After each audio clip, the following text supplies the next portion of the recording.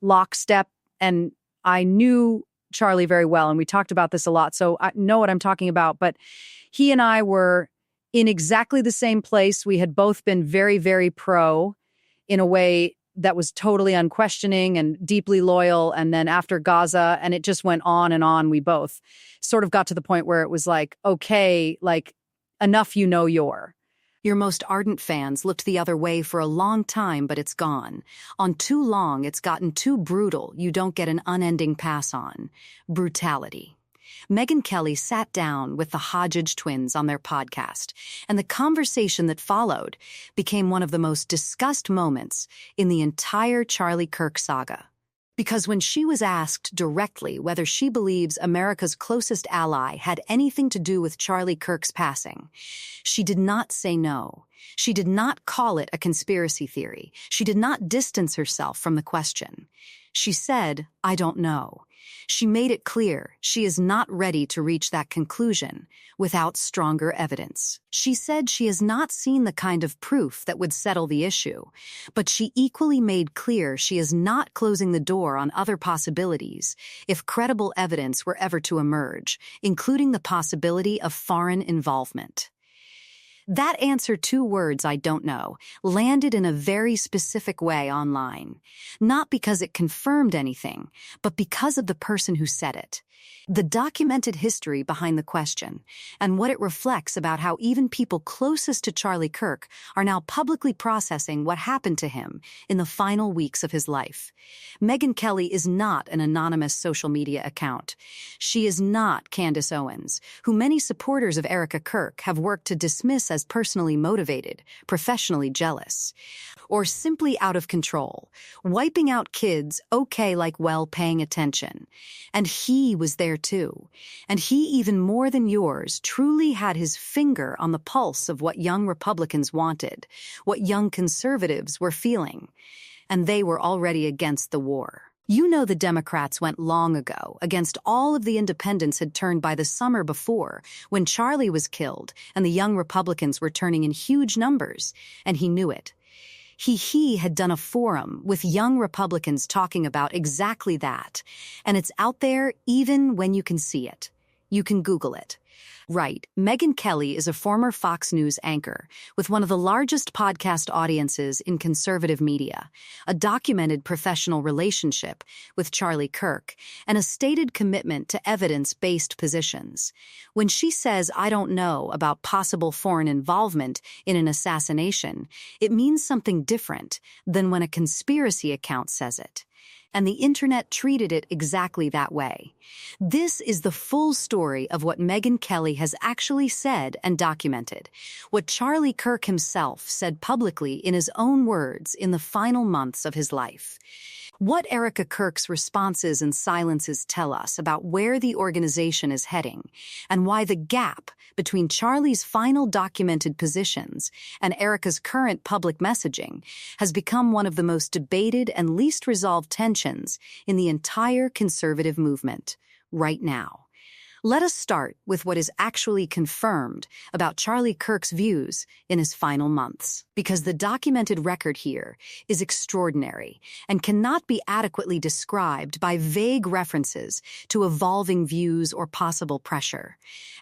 So Charlie was starting to turn. He was starting to turn on his, and he did not appreciate the pressure he was under from his donors to not turn and to not platform people like Tucker, who had already turned. He didn't appreciate it. He resented it. He was thinking about giving back their donations, and there was a question about which way Turning Point was going to go, because, the Republican Party was divided into, was Turning Point going to choose a side, and was it going to be, quote, the wrong side, in the minds of his deeply devoutly pro donors, and he died before. That was resolved on August 6, 2025, just over a month before Charlie was attacked and unalived at Utah Valley University. He appeared on Megyn Kelly's podcast. In that episode, both of them pushed back against what they described as a coordinated campaign of pressure from pro-Israel donors and commentators who were demanding unconditional support and threatening to label anyone who expressed any criticism of Israeli government policy as anti-Semitic. Confirmed by Newsweek Media 8 and the podcast itself. Charlie Kirk said on camera that the behavior of pro-Israel advocates was pushing people like you and me away, that he had text messages calling him an anti-Semite, and that he felt he had less ability to criticize the Israeli government without backlash than actual Israelis do. He said these things publicly. He said them in front of millions of people. He said them alongside Megyn Kelly, who nodded and agreed. Then there are the authenticated text messages, confirmed as authentic, by Turning Point USA spokesperson Andrew Culvett himself on camera in a 23-minute YouTube response titled The Leaked Text Messages. Charlie wrote in a private group chat that he had just lost another huge Jewish donor, $2 million a year, because we won't cancel Tucker.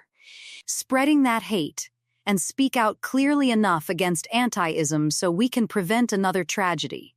Yes, sir. First of all, I'm so sorry. You and I are a part of a very small club, painful, but you're in good company, and I will pray for you. He wrote, Jewish donors play into all the stereotypes. I cannot and will not be bullied like this, leaving me no choice but to leave the pro-Israel cause.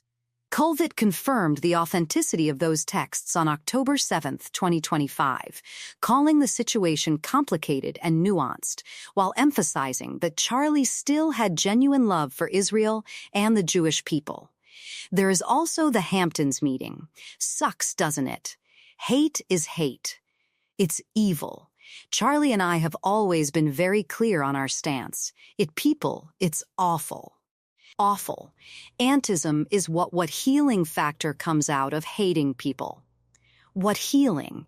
Candace Owens alleged that a few weeks before Charlie was unalived, a gathering in the Hamptons, organized by billionaire Bill Amann, brought Charlie together with pro-Israel figures who pressured him to change his direction on Israel. Amann strenuously denied the specific characterization of an intervention and denied threatening Charlie, but multiple people present at the Hamptons event confirmed it took place.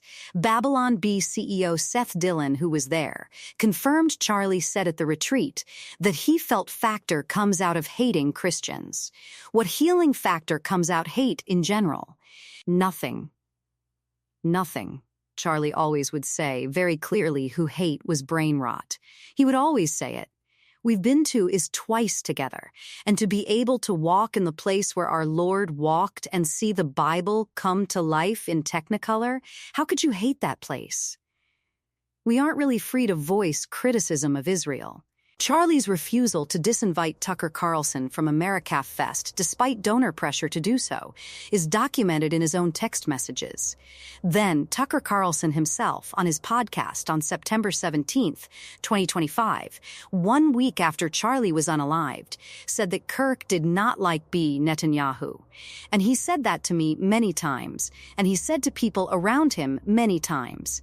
He felt that Bibi Netanyahu was a very destructive force. How could you hate the people? Why? Because you need to fulfill a conspiracy theory. I'm wrapped in people say I'm a part of conspiracy theories all the time. It's sick, and it needs to stop. We are human. No one is perfect. No Christian is perfect. No Jew is perfect. No Muslim is perfect. We are broken, sinful humans in need of a Lord and Savior. And that's why it is so important to give your life to the Lord. That is Tucker Carlson, one of the most prominent media figures in America, saying publicly and specifically what Charlie Kirk told him privately about the Israeli Prime Minister. Days later, Candace Owens published a TikTok of Tucker and Megyn speaking about the pressure Charlie was facing that accumulated 84400 likes and 2545 comments. And Megyn Kelly on her show in September 2025 called Candace Owens brilliant in the context of their shared discussion about Charlie's views on Israel.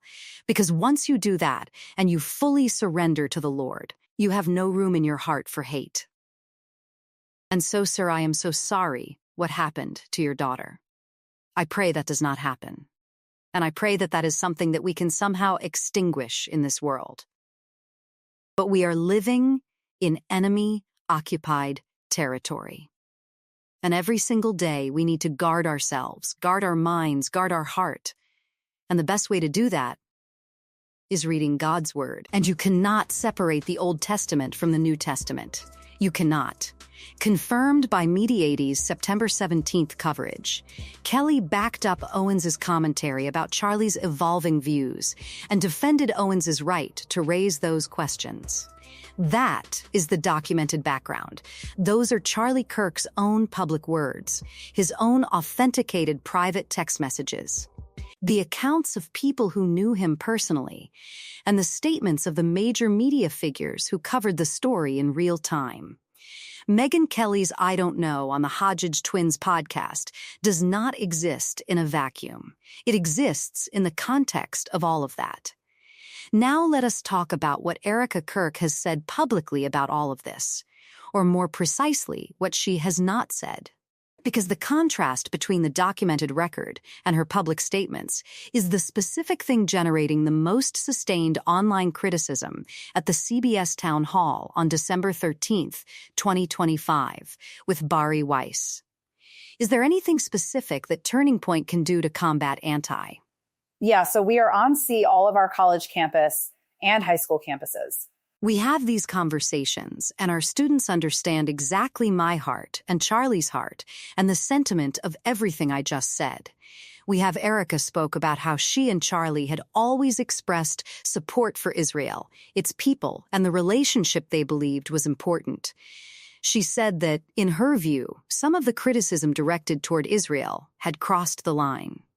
Those comments produced immediate and strong reactions from people who had just read Charlie's authenticated text messages saying he was leaving the pro-Israel cause because he was being bullied by donors. Shabbat dinner happening at a fest. We have individuals in our chapters who are people that are going to be having booths. We have an exhibit hall at AmFest that have organizations. The only way to combat evil, just like Charlie did, is with dialogue and not being afraid to do it. The CBS interview itself drew its own wave of commentary. One person wrote in the comment section, "Is it just me, or does she never seem to answer questions directly?" Others echoed that. Many supporters pushed back, arguing that interviews do not always allow someone to address every complicated issue in depth. But another commenter asked something that resonated across the community following this story. Hold the phone.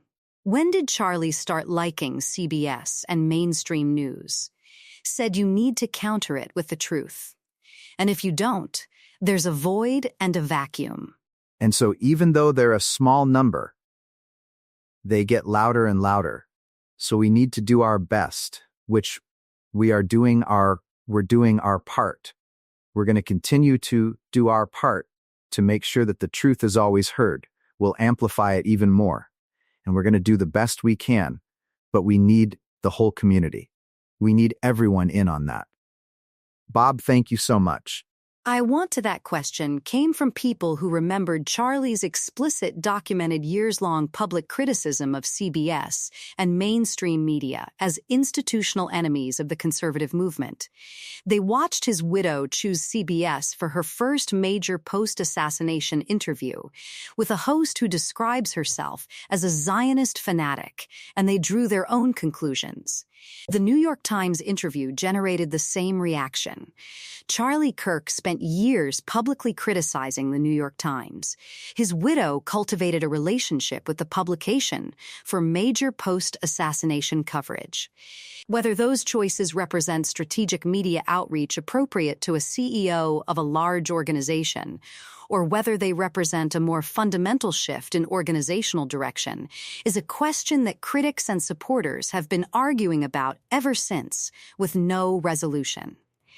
The comment that captures the community's central frustration most precisely is this: Erika Kirk has never in any interview, in any social media post, in any public statement, directly addressed the authenticated text messages in which her husband wrote that he was leaving the pro-Israel cause because of donor bullying. This text, this group check text, he does say that he leaving him no choice but to leave the side.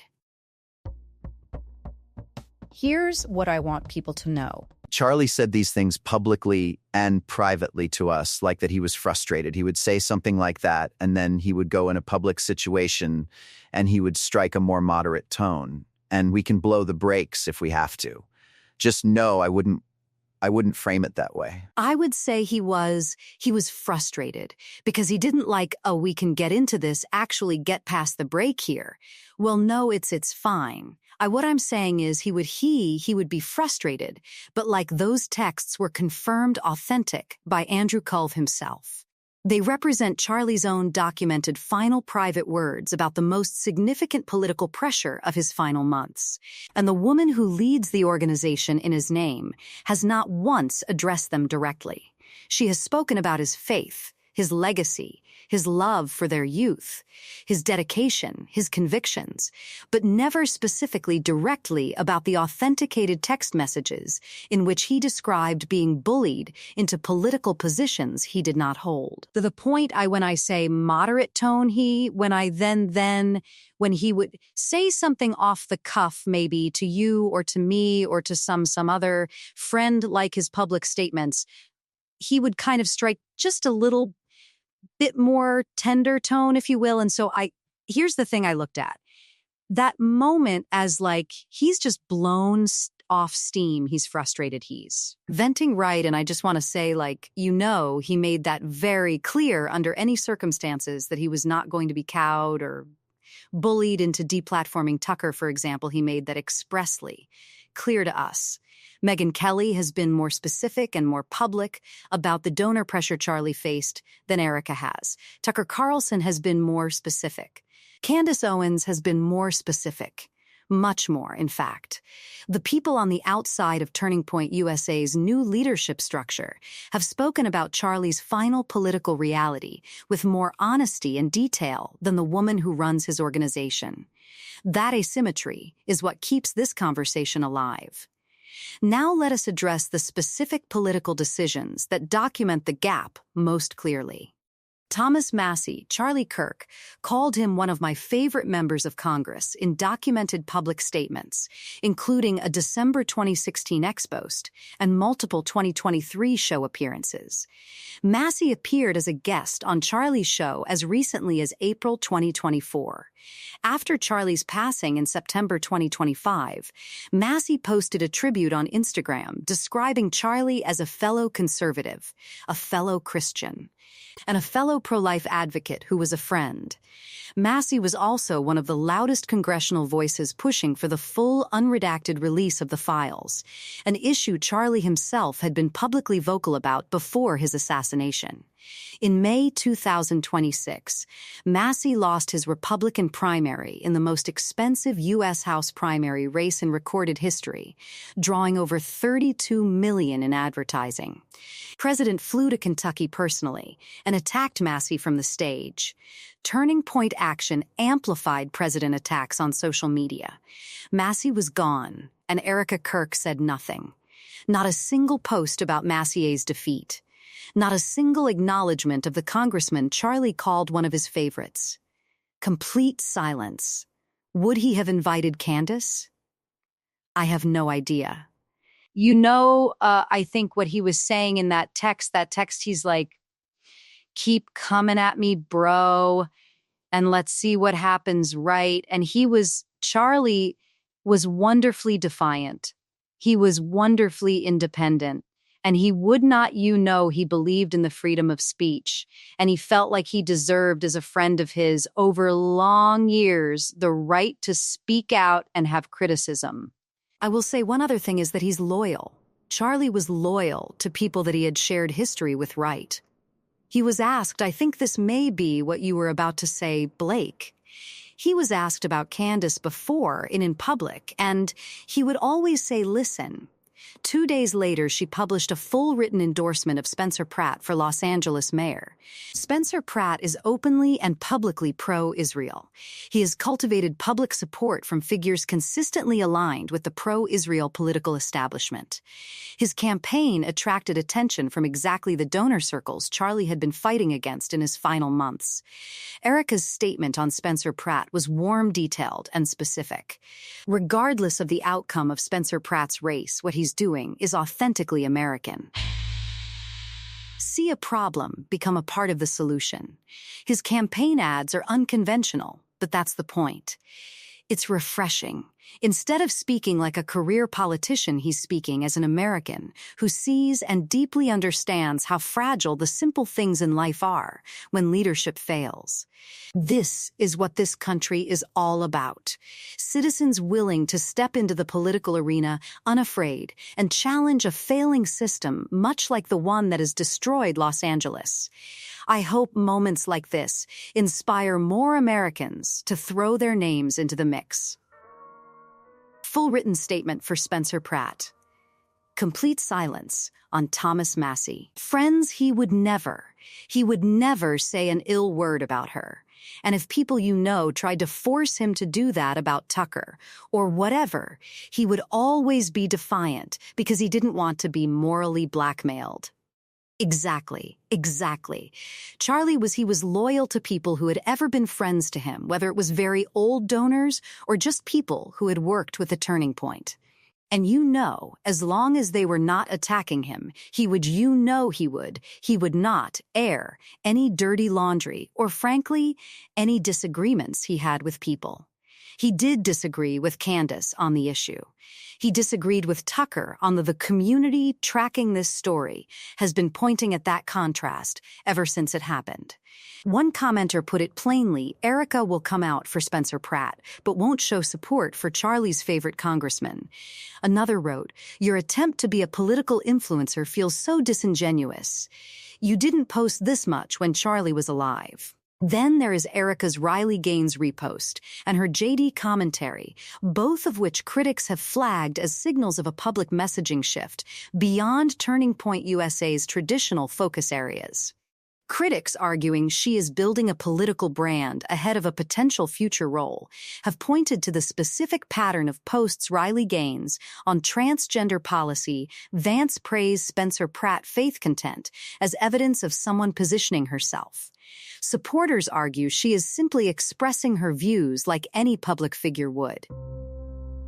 The Vance Kirk 2028 website, which appeared one day after Charlie's passing and was immediately noticed by political commentators, has never been officially confirmed as connected to any Erika Kirk political plans.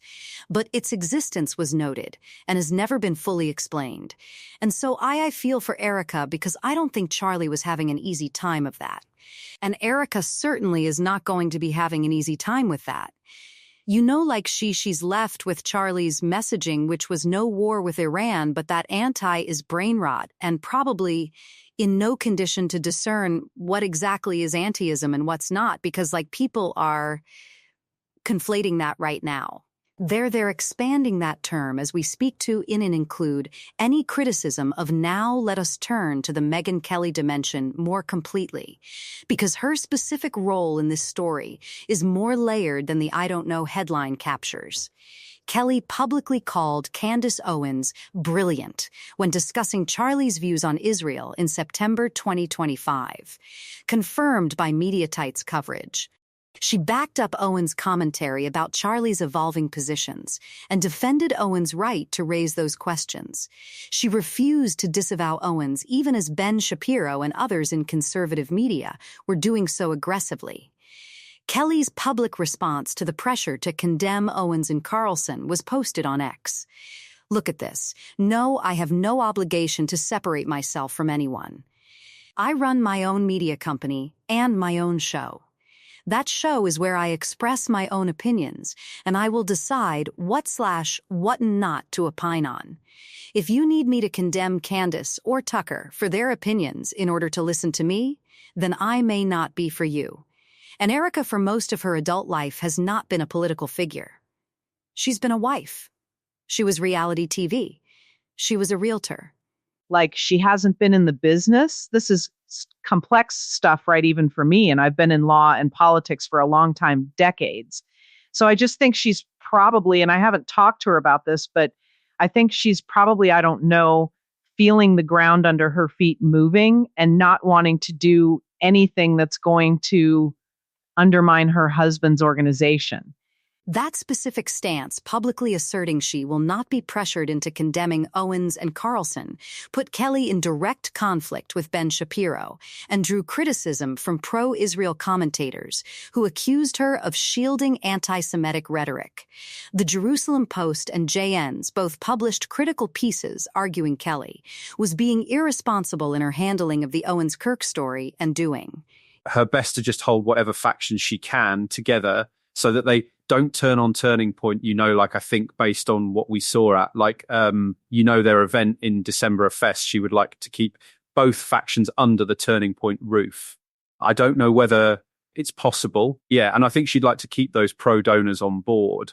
Critics from that direction argued she was prioritizing audience retention in the Owens and Carlson corner of the conservative media ecosystem over honest journalism. Kelly's defenders counter that she was doing exactly what she said, refusing to be told who she can and cannot platform or defend. They point to her documented relationship with Charlie Kirk, the August 6th. Podcast The Emotional Glendale Tour appearance The Tears She Shed On, stage with Erika in November 2025, as evidence that her commentary about his evolving views comes from genuine personal experience and knowledge, not from partisan alignment, with Owens confirmed by Newsweek. Kelly said she never heard about the Hamptons meeting before Owens reported it, meaning her knowledge of that specific event came through public reporting, not personal witness.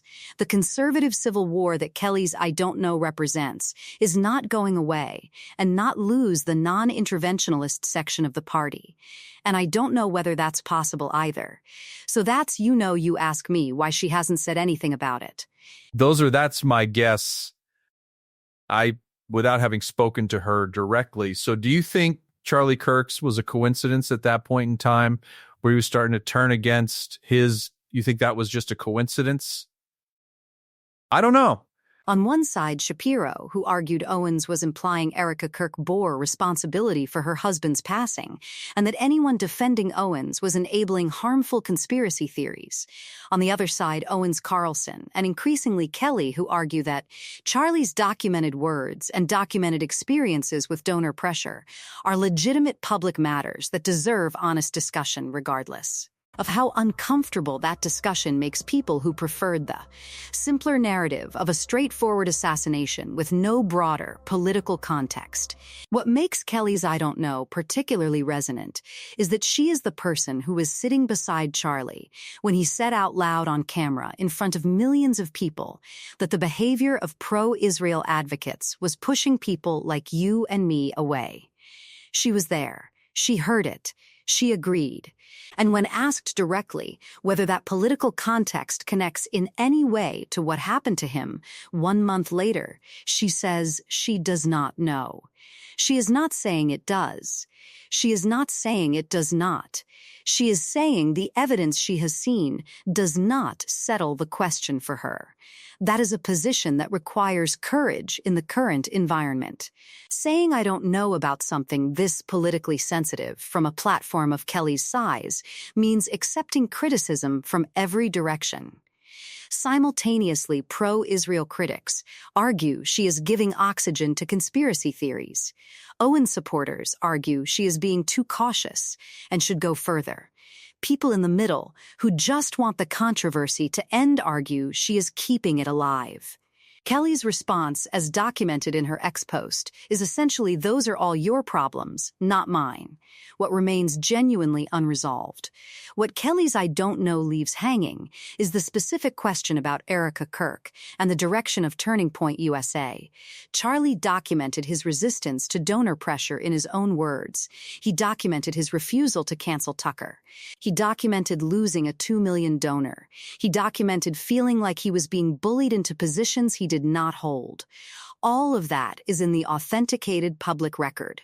And the organization he built is now led by someone who has endorsed. Spencer Pratt stayed silent on Thomas Massie addressed a CBS town hall, hosted by someone who calls herself a Zionist fanatic and never once directly responded to the authenticated text messages in which Charlie described the pressure he was facing, whether that represents a widow making difficult organizational decisions in an impossible situation, or whether it represents something more deliberate and more consequential is the question. Megyn Kelly's answer is, I don't know. And until someone provides evidence that settles it definitively, one way or the other, that is the most honest thing anyone with a major platform has said about this story. What do you think? Is Megyn Kelly's I don't know the appropriate response of a careful journalist waiting for more evidence? Or is the documented gap between Charlie's authenticated final words and Erika's current public messaging already enough to reach a conclusion? The layers of this story keep revealing themselves the longer you sit with the timeline. Charlie was not some fringe figure quietly drifting in private.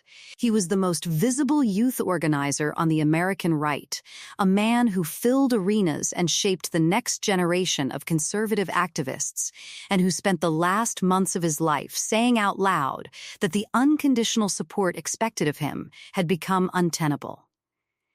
The texts are not rumors. They are confirmed. The podcast appearance with Megyn Kelly is not secondhand recollection. It is recorded and time-stamped. The donor loss is not speculative accounting.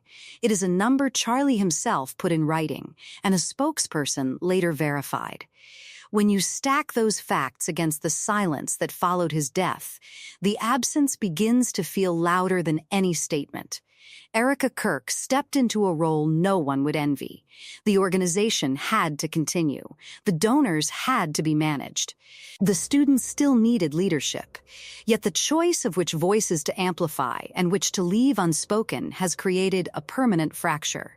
Thomas Massie was not a peripheral ally. He was the congressman Charlie publicly praised as one of his favorites, a consistent presence on the show, and a fellow traveler on issues of transparency and restraint. When that same congressman faced an unprecedented primary onslaught and was defeated, the organization Charlie built offered no public word of solidarity. 2 days later, a full written endorsement of Spencer Pratt appeared warm, specific, and strategically aligned with the very donor networks Charlie had described as bullying him. The contrast is not subtle. It is the kind of detail that lives in comment sections for months because it feels like a choice rather than an oversight. The same pattern appears in the media selections. Charlie spent years treating CBS and the New York Times as institutional adversaries. His widow's first major national interviews after the assassination landed precisely in those venues with hosts whose self-descriptions as Zionist fanatics were already public. Supporters call it outreach. Critics call it realignment. Both sides can cite the practical needs of a large organization, yet neither side can erase the documented record of Charlie's own final private and public words. Megyn Kelly's refusal to close the door is what keeps the pressure from dissipating. She was not an outsider reading headlines. She sat across from Charlie while he articulated the exact frustration that later appeared in the texts. She watched the young Republican shift he described. She heard the donor threats in real time. When she later told the Hodja twins she does not know whether that pressure connected to the events of September 10, she was not inventing a theory. She was declining to pretend the questions do not exist. That stance has cost her. The Jerusalem Post and JN's pieces framed her caution as irresponsibility. Ben Shapiro's circle treated any refusal to condemn Owens and Carlson as complicity. Yet Kelly's own audience grew because a segment of the movement recognized the consistency. She would not be told which colleagues to exile. She would not pretend the texts never happened. She would not declare the matter settled when the woman leading Turning Point still had not addressed the most consequential private writings her husband left behind. The Hamptons gathering remains one of the more contested pieces. Multiple attendees confirmed the meeting occurred. Charlie's own remarks at the retreat about feeling constrained were reported by people who were present. Bill Amon's denials of an intervention or threats do not erase the fact of the gathering or the timing, weeks before the assassination. Candace Owens elevated the story. Megyn Kelly acknowledged she learned of it through reporting rather than personal knowledge. The combination left a residual unease that official statements never fully dissolved. Tucker Carlson's public recollection that Charlie repeatedly described Netanyahu as a destructive force added another layer of contemporaneous testimony from someone Charlie trusted. These are not anonymous internet claims. They are statements from people who shared stages and private conversations with the man whose organization now operates under different public priorities. The broader political environment around the assassination only intensified the questions. The young Republican base Charlie monitored had already turned against endless foreign commitments by the summer of 2025. Independents had moved earlier. The Democratic shift was older still. Charlie understood the numbers. He had hosted forums on the exact subject. The pressure to maintain an older consensus, therefore, carried real organizational risk. Losing a $2 million annual donor was not abstract.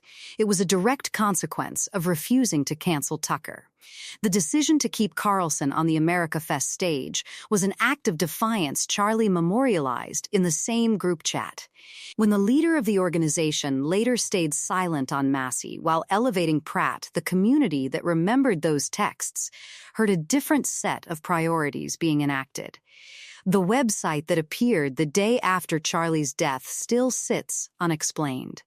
No official connection has been claimed. No definitive denial has closed the speculation. In the vacuum, every subsequent political signal, from Riley Gaines' posts to J.D. Vance commentary, is read as further evidence of brand building rather than pure continuity. Supporters insist a widow is entitled to her own voice and her own strategic calculations.